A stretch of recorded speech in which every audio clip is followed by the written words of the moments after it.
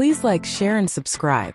The Cleome flower, commonly known as spider flower, is a striking annual plant known for its tall stature and unique spidery blooms. Here are some key features and information about the Cleome flower. 1. Appearance. Flowers.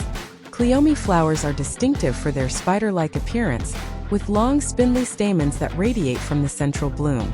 The flowers come in shades of pink, purple, white, and occasionally yellow.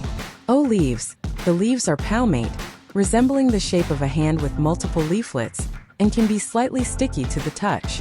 2. Blooming time. Cleome flowers typically bloom from early summer to fall. They are known for their long blooming period, providing continuous color in the garden. 3. Growth habit. Height. Cleome plants can grow quite tall, often reaching heights of 3 to 5 feet. Structure. They have an upright, branching growth habit, making them a great choice for the back of flower beds or as a focal point in a garden. 4. Habitat. Cleome flowers thrive in full sun and well-drained soil. They are relatively drought-tolerant once established and can handle a variety of soil conditions. 5. Care requirements. Light.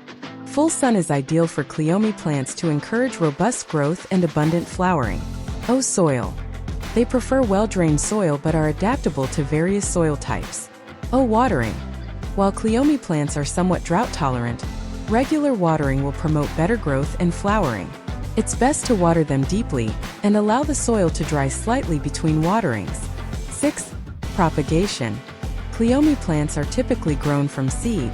They can be direct sown in the garden after the last frost or started indoors a few weeks before planting out. Cleome seeds may take a couple of weeks to germinate. 7. Pests and diseases.